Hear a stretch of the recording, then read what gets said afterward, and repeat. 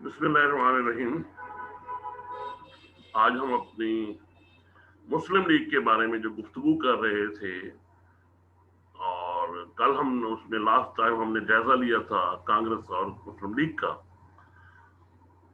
मुस्लिम league के सिलसिले की गुफ्तगू को आगे चलाते हैं और आज हम एक तकाबली जायजा लेंगे मुस्लिम लीग की कारकर्दगी का 1947 से पहले और 1947 के बाद।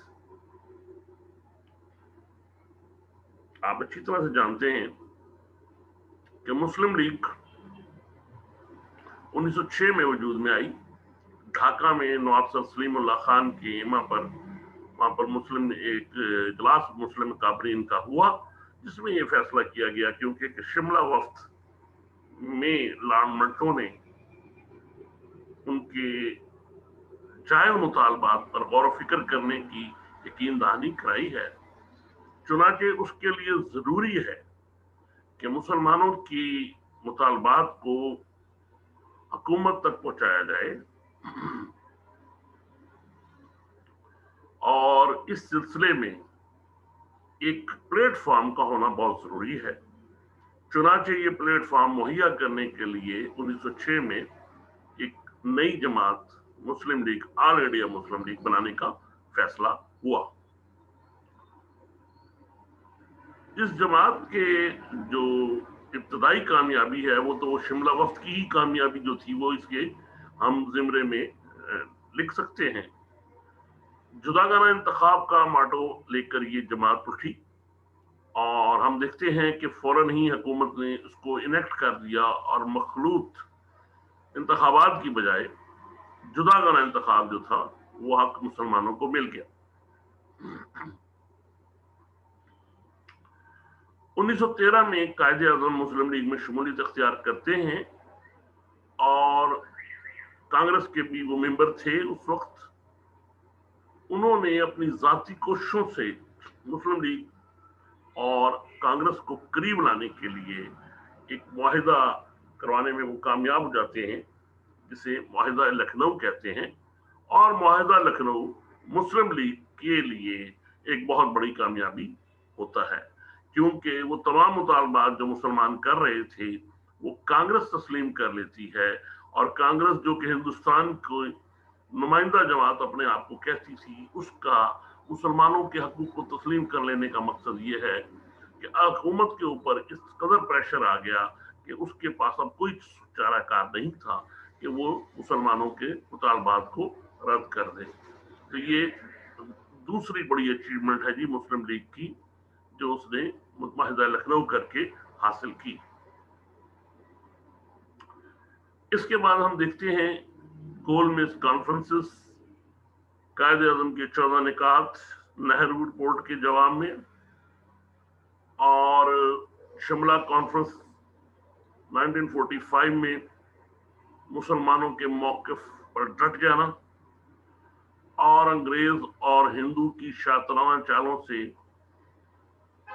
मुस्लिम कौम को बचाकर पाकिस्तान के असूल में कामयाबी हासिल करना, ये तमाम तर चीजें मुस्लिम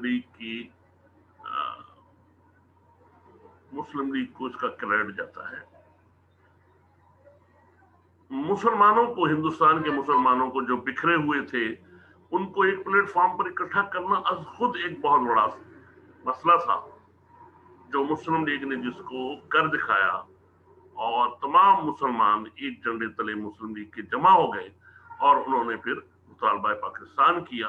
करारदाद लाहौर माइलस्टोन है मुस्लिम लीग की अचीवमेंट का, संगे मील साबित हुआ पाकिस्तान बनने का।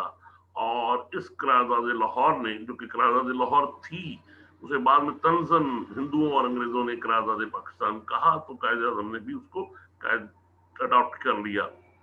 ये मुस्लिम लीग की जो तारीख है 1906 से लेकर 1940 तक, उसके अंदर सबसे बड़ा कारनामा था।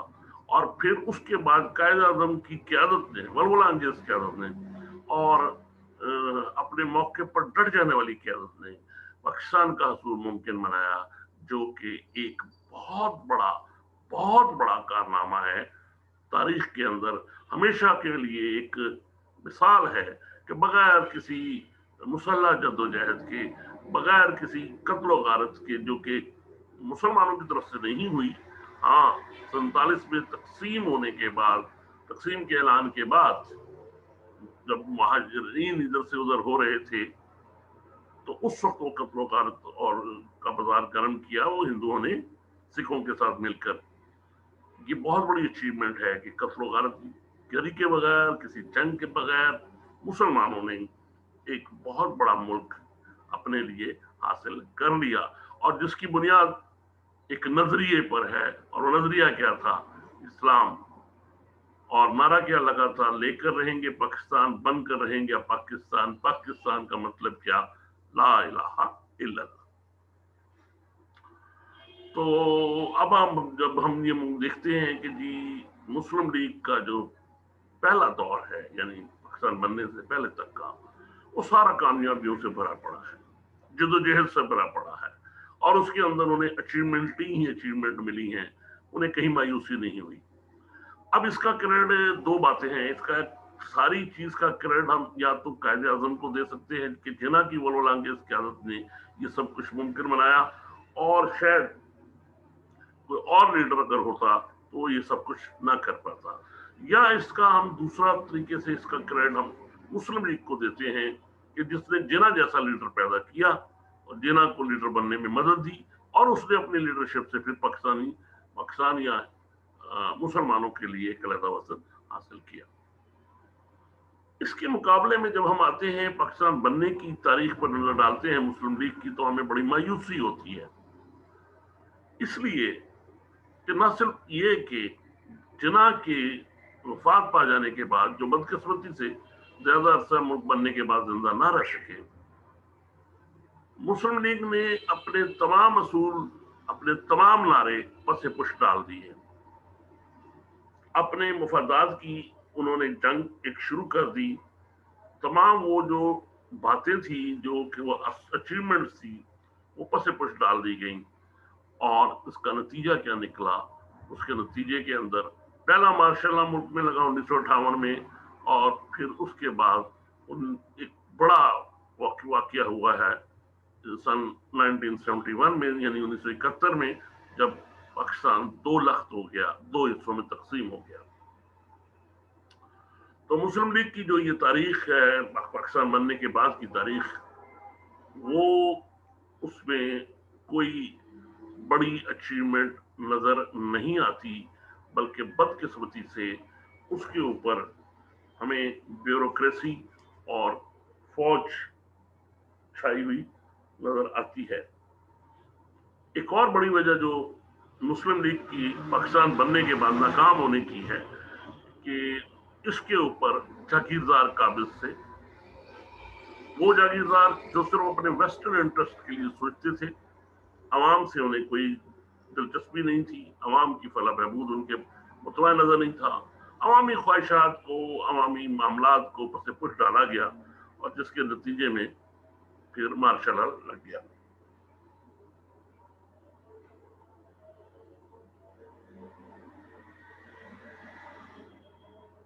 इन जागीरदारों में पंजाब से दौलताना ममडोट, फिरोज खान नून, ये आपस में रस्साकशी करते रहे इक़्तिदार के लिए। सिंध में यूब खोड़ो, पीर इलाई बख्श, पीरज़ादा अब्दुल सत्तार और यूसुफ हारून एक दूसरे के मद्दे मुकाबले रहे और एक दूसरे के खिलाफ बरसरे पैकार रहे। दूसरी बड़ी वजह जो हम देखते हैं कि पाकिस्तान बनने के बाद मुस्लिम लीग नाकाम हुई अपने मकासद हासिल करने में, वो गैर जमहूरी रवैये थे। किसी भी सियासी जमात के लिए अपनी जमात को तकवीत पहुंचाने के लिए, जमात की फलाह बहबूद के लिए, जमात की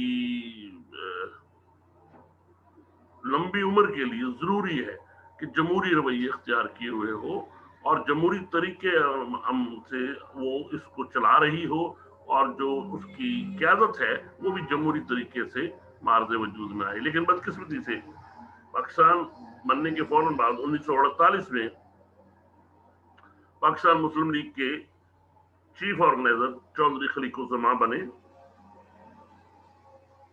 उन्होंने कोशिश की सूबों में मुस्लिम लीग को ऑर्गेनाइज करके जमाती इंतखाब कराने की।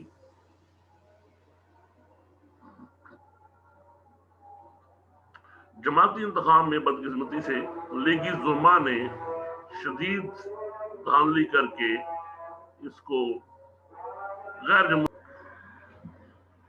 लीगी क़यादत ने, लीगी जुल्मा ने, यानी कि जो लीग के मेन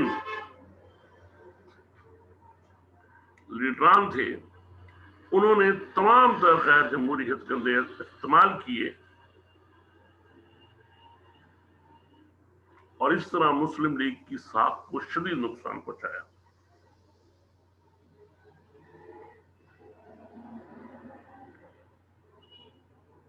बरसर इक़्तिदार जो ग्रुप था मुस्लिम लीग का, वो ऐसे लोग लाना चाहता था कि पार्टी क़यादत में जो उनकी जी हजूरी करें। सुबह सरद में खान अब्दुल कयूम खान ने पीर मानकी शरीफ और इनके पैरोकारों को मुस्लिम लीग से अलग रखने के लिए एड़ी चोटी का जोर लगाया। इन्हें रुकनियत के फार्म तक मुहैया नहीं किए गए। सिंध में मोहम्मद अयूब खोड़ो और पीर इलाही बख्श के ग्रुपों के मबैन खींचातानी और एक दूसरे को उखाड़ने पिछाड़ने की मुहिम जारी रही और हर ग्रोह दूसरे पर गैर जमहूरी हथकंडे इस्तेमाल करने का इल्जाम लगाता रहा। पंजाब में यही खेल दौलताना ममडोट ग्रुप के खेल से खेल रहे थे। दौलताना ममडोट ग्रुप से खेल रहे थे। मशरकी पाकिस्तान में नूरुल अमीन भी अपने मुखालफिन को मुस्लिम लीग से दूर रखने में कोशां थे।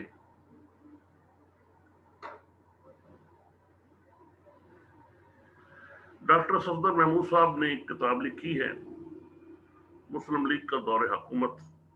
उसके सफ़ा 99 पर वो लिखते हैं, 89 पे, हर कोई जानता है कि चौधरी साहब महज सदारत के ओहदे के हसूल की खातिर सूबों में रुकनियत साजी और इंतखाब के सिलसिले में अपने हामियों को जायज और नाजायज हर तरीके से मदद मुहैया करते रहे और यही वजह थी कि जब आप बिलाखिर मुस्लिम लीग के सदर मुंतखब हो गए, अवामी हलकों और अखबारात में इस पर एहतजाज हुआ। ये जागीरदारों के कब्जा, कायद आजम की वफात, गैर जमहूरी हथकंडे, ये वो बुनियादी वजूहात हैं जो कि मुस्लिम लीग की नाकामी पाकिस्तान बनने के बाद उसकी साख खत्म करने और इस जमात को ही खत्म करने के लिए बड़ी मुफीद और मुआवन साबित हुई। मजीद कुछ बातें भी हम देखते हैं।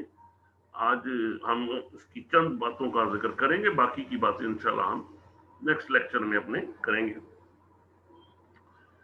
एक और जो इसमें रवैया अख्तियार किया मुस्लिम लीग ने पाकिस्तान बनने के बाद, मुस्लिम लीग के लीडरों ने, वो आवाम से दूर होना शुरू कर दिया।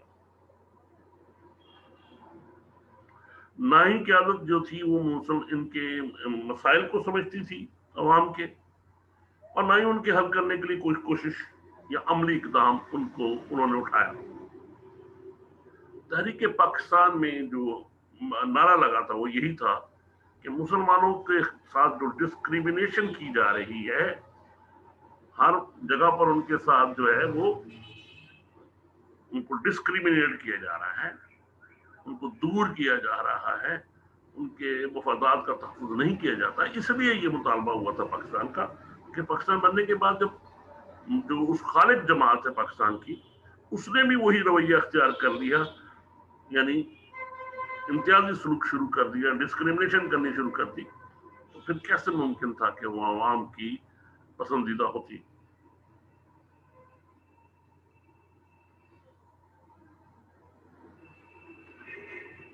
हिज़्ब इख्तिलाफ का जनाब खात्मा कर दिया मुस्लिम लीग ने। हिज़्ब इक़्तिदार और हिज़्ब इख्तिलाफ का होना लाज़िमुल मज़लूम है। हिज़्ब इक़्तिदार का इक़्तिदार उस वक्त तक होता है जब हिज़्ब इख्तिलाफ मौजूद हो, लेकिन हुकूमत और पार्टी के ओहदे यकजा करके اس میں اختلاف کا وجود ختم کر دیا گیا.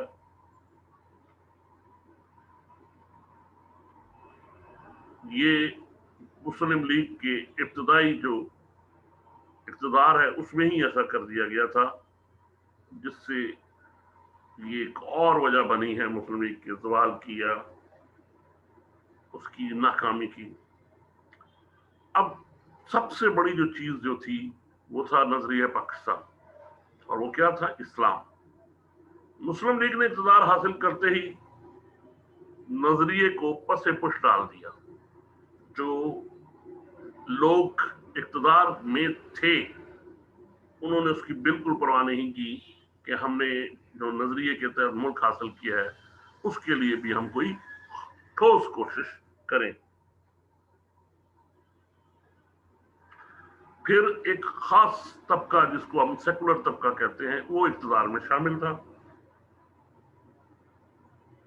اور ان کا لیڈر وزیر خزانہ تھا ملک غلام محمد.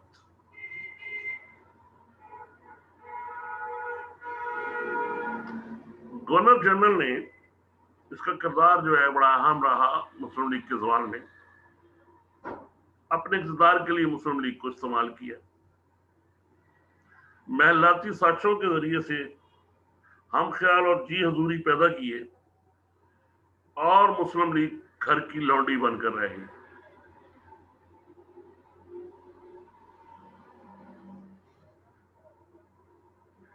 غلام محمد نے مسلم لیگ کو اس حد تک غیر مقبول بنا دیا کہ آخر اسے مشرقی پاکستان میں شکست سے دوچار ہونا پڑا. چنانچہ ملک غلام محمد نے مسلم لیگ کی مشرقی پاکستان میں شکست کی آڑ لے کر پہلی دستوریہ کو توڑ دیا. اسکندر مرزا نے ماشاء اللہ کے ذریعے اس کی پشت میں چھڑا گھونپ دیا. ایک اور جو اہم واقعہ ہوا ہے وہ جنا مسلم لیگ کا قیام تھا. نوابزادہ لیاقت علی خان کے دور میں پنجاب میں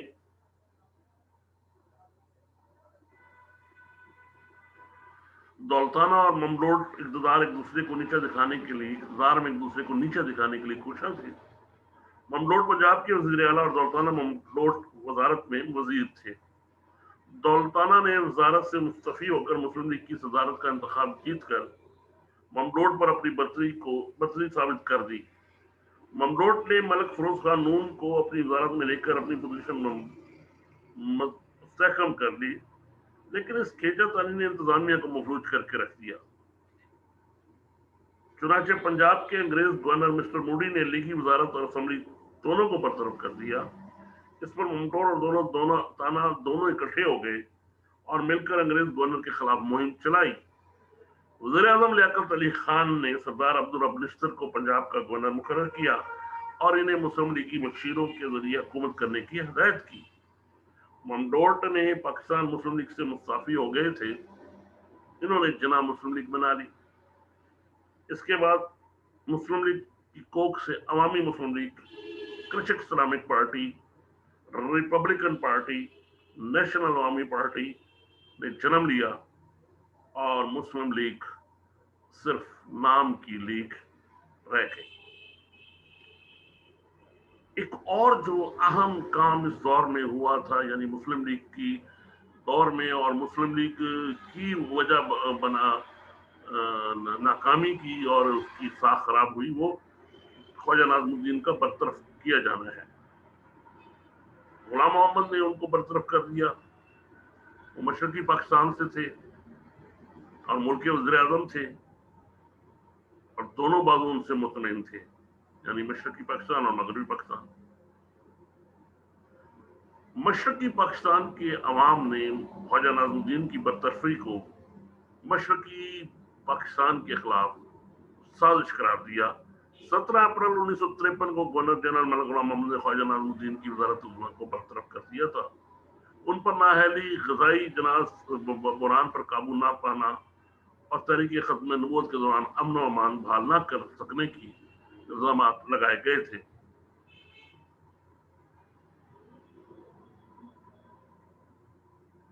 मौलवी फजल हक ने 27 जुलाई 1953 को कृषक इस्लामिक पार्टी कायम करके मशरकी पाकिस्तान में मुस्लिम लीग के किरदार को खत्म कर दिया और उन्हें शिकस्त से दोचार होना पड़ा। एक और जो बड़ा सबब था इस मुस्लिम लीग की साख के खराब होने का और नाकाम होने का, वो जोड़ तोड़ की सियासत है जो उन्होंने पाकिस्तान बनने के फौरन बाद शुरू कर दी थी। और इस जोड़ तोड़ की सियासत के नतीजे में अवामी लीग, कृषक इस्लामिक पार्टी और पीपल्स पार्टी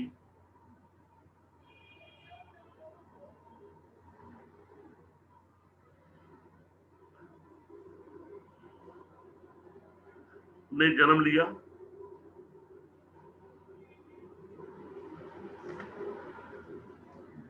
पंजाब में ममलोड के खिलाफ दौलताना की महाजर आई, सिंध में यूब पड़ो और पीर इलाही बख्श की कश्मकश, सरहद में खान अब्दुल कयूम खान का पीर साहब मानकी शरीफ के खिलाफ ग्रुपबंदी और मशरकी पाकिस्तान में नूरुल अमीन के हाथों लीगियों की रसवाई न सिर्फ मुस्लिम लीग को पारा पारा करने में की वजह बनी, बल्कि अवाम भी मुस्लिम लीग से नाला हो गए।